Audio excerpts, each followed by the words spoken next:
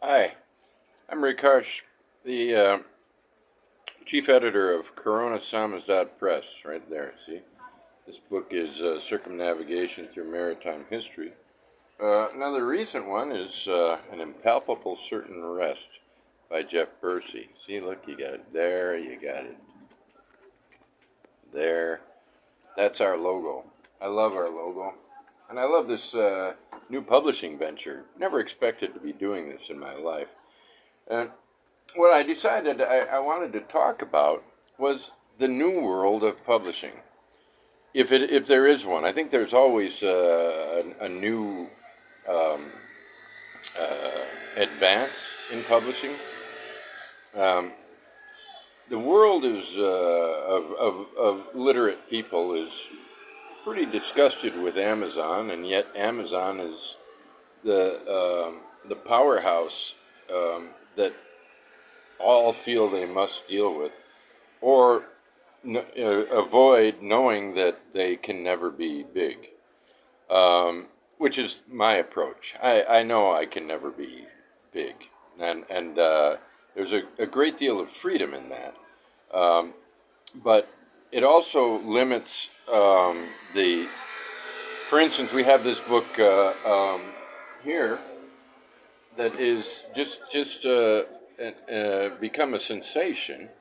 And if it were in the hands of a big press and Amazon, would be selling, instead of the hundreds that are going to sell, would be selling in the and tens of thousands, and go to various uh, translators around the world who would try very hard to translate something that is probably not all that easy to translate, but definitely possible.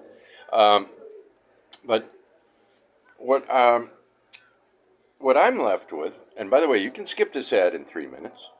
No, 3 days. That's right, 3 days. I got to get all this down before the mind goes completely. I'm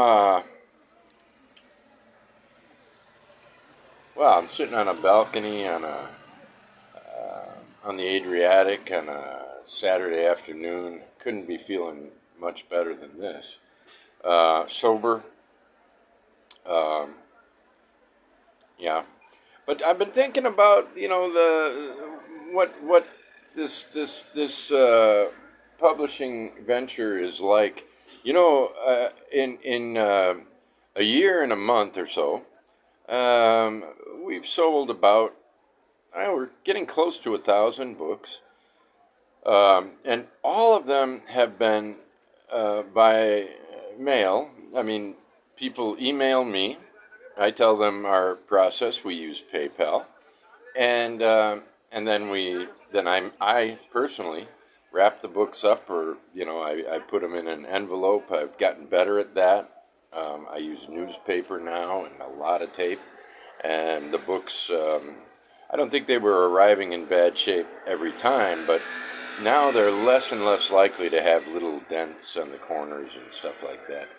So we're improving step by step. The next big improvement is to put a shopping cart on our website, but probably first we'd want to revamp the website. It's the website is organized as a child would organize it, uh, because I organized it. Um, and it just the catalog is the list of books. You have to scroll through to see it all. You should have one page where you have all the books, and then yeah. But right now we have only like 21 books, I think, or something like that. Maybe 22. I'm not sure. Soon we'll have 30. Soon meaning, well, by the end of the year we'll definitely have more than. We'll definitely have 30 by the end of this year. Um, but the problem is that we're a social media entity. All of our all of our marketing is through Goodreads and Instagram, and it's been pretty amazing how well we've done considering that. The Goodreads community I found very uh, recently, relatively recently, is not what I thought it was. There are all kinds of readers there, but that means that there are like subcultures of readers, and the readers of great books, the readers of great literature, and I mean world literature, not just Gaddis and Pynchon. They're a very, very, very energetic and generous bunch of people that are enthusiastic about literature, and that's why they're on there. They're not on there to fight, which is what it seems that much of social media consists of. I've been able to avoid most of that. And Instagram is the same, only better, it seems to me. It's been amazing to deal with people on Instagram, the trust that it takes to hear about a book from a booktuber. Let me add that too. Booktubers are really important to us, and there's been an explosion of booktubers, and these are amateur reviewers doing a lot of work to convey their their thoughts about literature, and generally they're doing it because they like literature and they're reading books because they want to read them, and so there's an overall positive um, effect. You know, there's I don't want to name too many names because there's so many of them, but from um, well, there's everyone who reads it must converse. That's Noah Clemens. There's Chris Villa of Leaf by Leaf. Those are the two that I got to know fairly early, and in both cases, I got to know them when their subscribers numbered a few hundred, and Villa is now up. Leaf by Leaf now has something like 7,000, and Noah Clemens has passed 1,000. And then there's this one guy, Better Than Food, who's the um, who's made his channel a kind of a like a product almost, and he actually has commercials and so on, and you know there's the tendency to not want to like someone like that because he's no longer pure, you know, but he really does a good job reviewing books, and he reviews great books from around the world. So there's actually nothing not to like. So from the people with only 100, there are new booktubers all the time, and they really do a great job. I can't keep up with the recommendations I get, but whenever I get a recommendation from another booktuber, I find a great booktuber enthusiastic about books, great books, and they they are always interesting to me. I don't always agree with everything they say, but why would I have to? I don't have to. So the booktubers, I don't want to miss the booktubers. I have to say that now let's call this the triangle for the new small press. We have BookTube, Goodreads, and Instagram. And my experience with BookTube has been nothing but great. Um, the the energy has been great. The you know they have I have 20 some books in my press, and you know they none of them have reviewed more than a few of our books, but when they do a great job, and maybe the fact that they don't review a certain book is good for me because maybe the book isn't any good. But if it is such a case, Like if one of them decides, all right, I think I'm going to read book X by Corona Samizdat Press, if they didn't like it, they'd probably quit reading soon and write me a private letter and say, I'm sorry, I just really didn't like this. But that's never happened. Um, One of the great things that's happened is, where's David Vardaman? I don't see a copy of Vardaman out on the balcony. A guy like David Vardaman is now well known to a community that's growing, more and more people. There was just on Instagram yesterday a writer who I'm about to publish called, his name is Jose Reis from Portugal, read our Vardaman flip book, two novels by this man named David Vardaman. And he wrote very positive reviews of both books. And then another guy comes on and says, "Yeah, that guy really is good. I read his book too." So David Vardaman, who before we published him was completely unknown to readers, very unfortunately, is now fortunately getting known, and there's almost no risk, which is one thing that I really like. When you deal with the big publishers, the risk is the most serious risk is insanity, going insane, trying to get a an agent is now a process that is more difficult than it was trying to get published in 1970 or 1980 even. Agents are just, big agents are really, really, you don't get to talk to them anymore. When I first had an agent, now that relationship soured, so that'll happen in literature. When the agent decides to become more of an editor, you lose the purity of that relationship, and that's what happened in my relationship.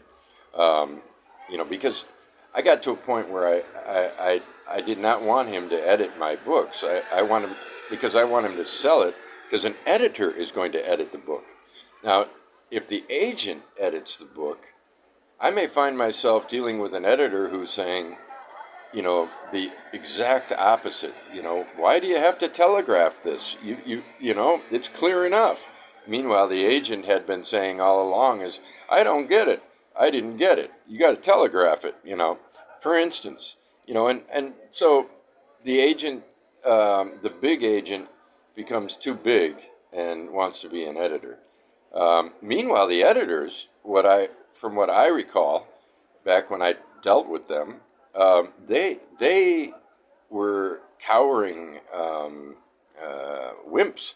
They would get a book that they loved, and they'd say, I love this book, but, and then they would tell you about the other books that are similar in some way or other, but are more mainstream, and they were afraid to push for your book the way you wanted it, because they wanted you to write it like the last book that sold well in its general field.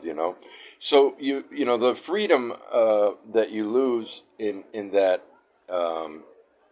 situation is already horrific. But actually getting involved in that, you go through hell to even get involved in that situation, and most of you will fail. Most of us will fail. I made it only because of the fucking Iowa Writers Workshop. And an agent who wanted someone from there. And that's how I got an agent. Now I could never get an agent again. And nor would I want to deal with one, nor would I want to deal with a big publisher. I'm happy now. I'm happy now because I'm making the decisions myself. And my writers are happy because I'm not editing their works. They're editing their works. They are instructed to, deliver the book they want. And then it's up to readers, and it's been going very well this way. A free writer is a better writer, believe me. Where do the problems arise? I mean, it's not all rosy. Forget about the money. There will never be so much money in this that I will be able to buy a car. But the the satisfaction of bringing out a book and by someone obscure and seeing a great review, even if it's just two reviews on Goodreads, like our book by Vesna Radic, pseudonym.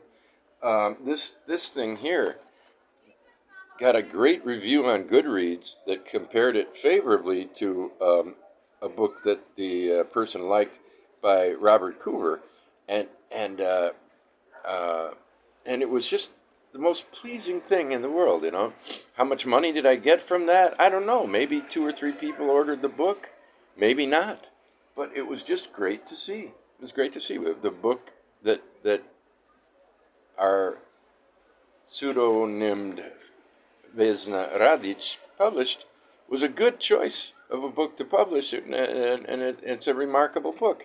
And soon, maybe 150 people will have read it, and that's great.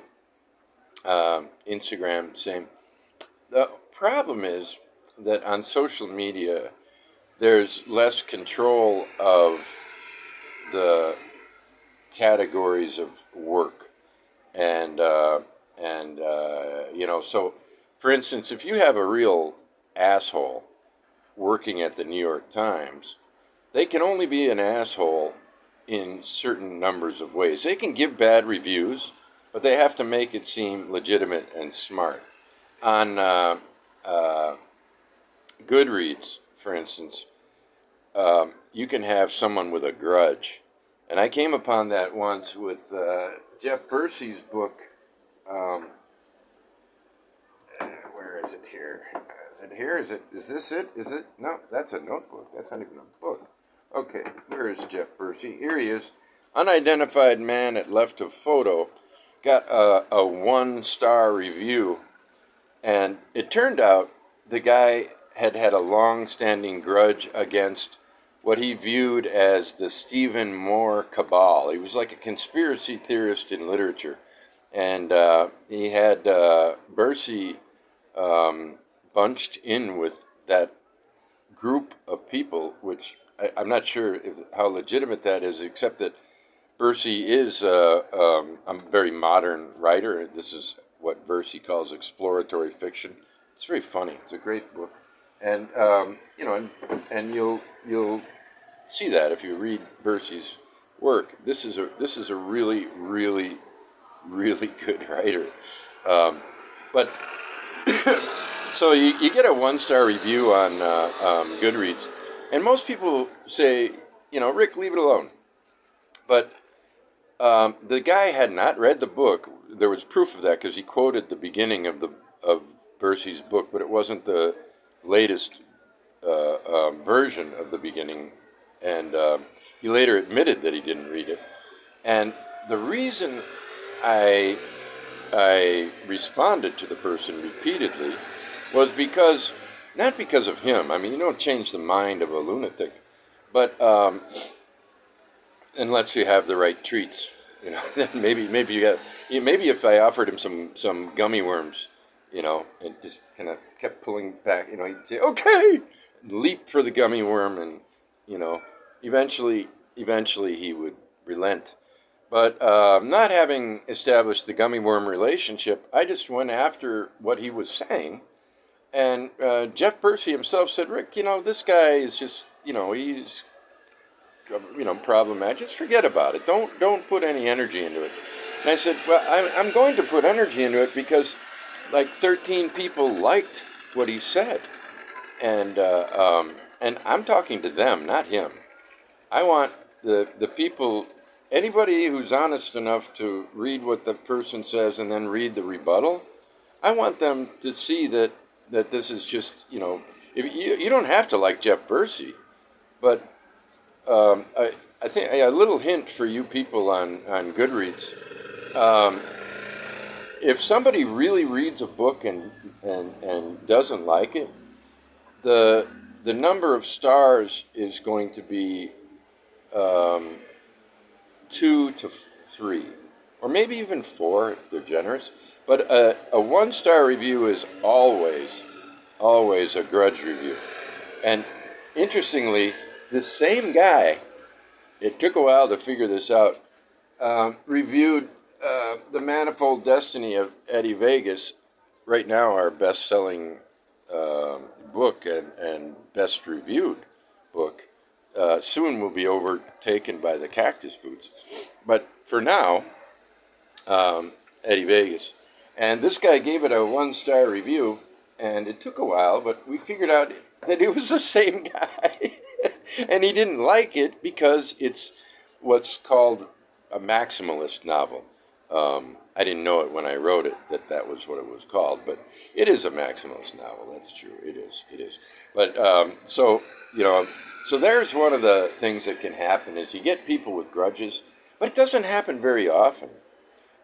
Actually, the worst thing that happened to me was also on Goodreads, and what happened was, they have Goodreads librarians who have extra access to certain things, and I reviewed a person on a guy wrote a very, to my mind, a very poorly reasoned and poorly written review, but it gave 5 stars to a writer, and I thought, geez, I sure wish that, given that he obviously didn't believe that it was 5 stars, I'd like to see what he would write in a well-reasoned, intelligent review that gives it 2 or 3 stars. And so I wrote a critique of his review, and he was a Goodreads librarian as well as a writer, and he censored my review. He actually censored it. I posted it, never showed up, hours, whatever. Posted it again, didn't show up. And to make a long story short, it was taken down by that person 4 times. Other things happened, but I don't want to give away too much about, who it is or whatever. It's obviously, to me as a writer, censorship is that's a very important line that you don't cross.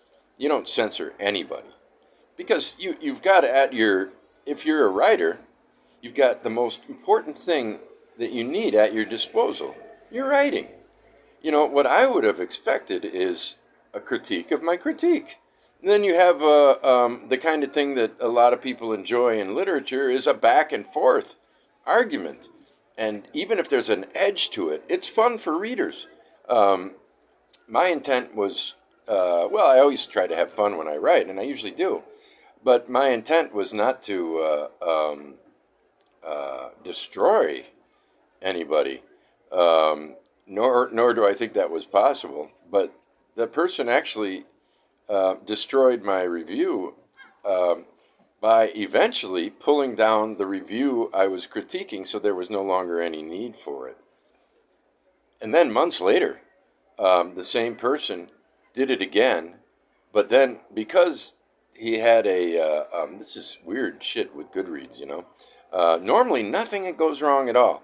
But in another case, I had a review taken down, and then it was put back up, and then it was taken down again, put back up again, and then the actual the thing it reviewed was removed, and this one there were I counted 10 changes in 2 days to the page, and in the end, the person that was censoring me for criticizing his reviews blocked me, and so then I couldn't see the page, and I would ask other people, "What's up now?"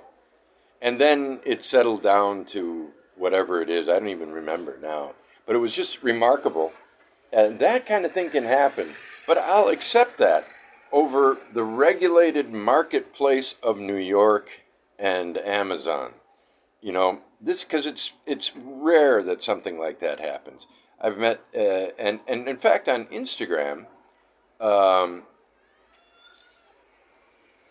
I made one mistake, and that's I did name a person for poor behavior, censorship, and then I thought afterwards I shouldn't have done that. Shouldn't have done it. Should have just dealt with it quietly. But the reason I did it is because I had to.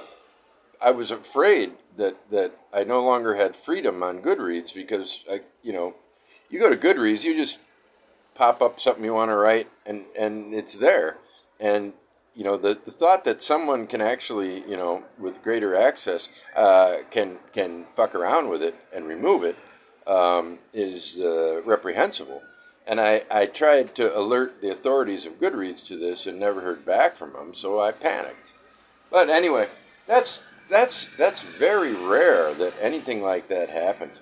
The community on Instagram I'm leading up to, because that community has absorbed the energy of this. This is, in my view, before I even read it, this has got a remarkable story to it. This book, and I think it's out elsewhere. But what I want to get to is that the writer started on September 28th last year, and we were in touch. He wanted to write a book about waiting to receive my book, which he had ordered, and it became something much bigger than that. And even though I hadn't seen more than a few sentences from the book by the new year, I predicted that this would be the best book I ever published. And I read it as soon as it came out, and so far it definitely the best book I've ever published.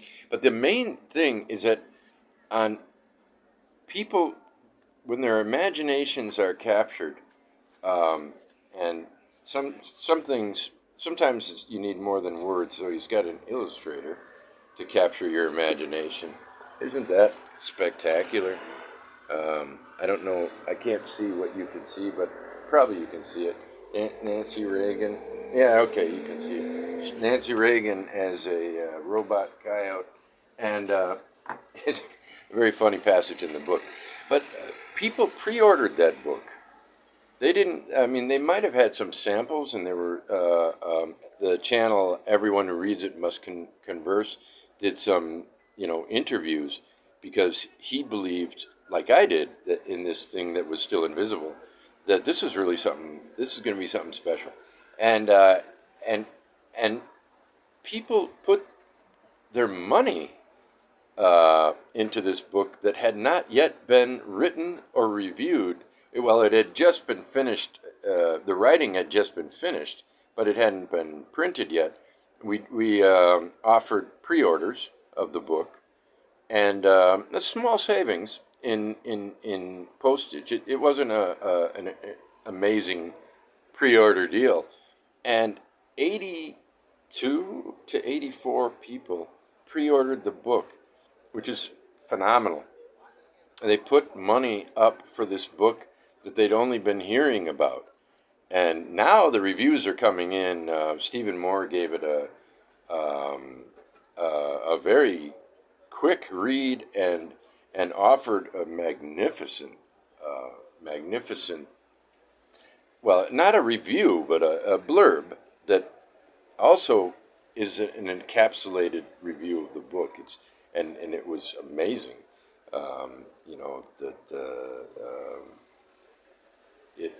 It moved Stephen Moore to that degree, and so anyway, this is a rambling talk about the new publishing world, and I just want to tell you that it is really going great.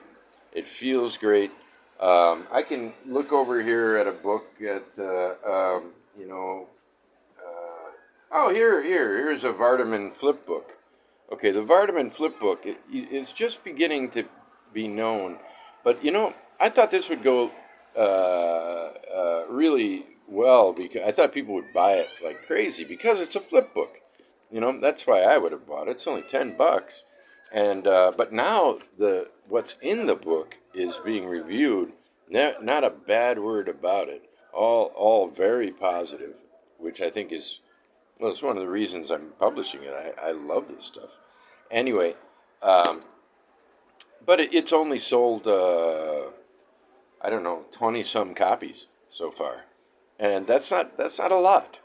But we're a non-profit uh, organization, and the worst that happens is we have to go very slow in publishing because we're not selling anything.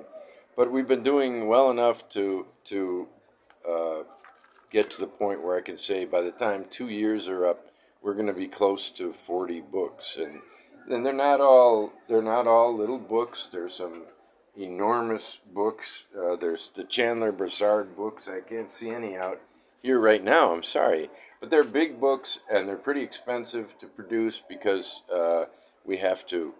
We don't have them in electronic form. We've got three out right now. The two big best Broussards, but there's some smaller ones that are sneaky good, and we've got our Broussard expert on that, so we're going to have some Broussard out there, more Broussard coming, and I think we'll probably have at least 40 books out by the time 2 years is up, something like that. And it's not in the numbers, I know, but what I'm saying is that the books are doing well enough, and thank you. Maybe I'm talking to you personally. I don't know. I think I probably am. I'm catching this from Philip Friedenberg, who's got this. He wrote the America and the Cult of the Cactus Boots diagnostic. He's got a very contagious energy and generosity. His book is all about the word, and well, you'll probably buy it sooner or later. It seems like everybody is, and I recommend it highly. It's going to be. I think it's going to one day people are going to look and say, "Wow, remember in the early part of the 21st century, you had Infinite Jest, a book that somehow just blew up. That normally would have a smaller audience, and you're going to have America and the Cult of the Cactus Boots, a diagnostic, another one that just blew up. People are going to be looking back in awe at the moment that was brought out, how it was brought out, and all of that. It's a guess. Anyway, I'm enjoying it. Thanks for everything, people.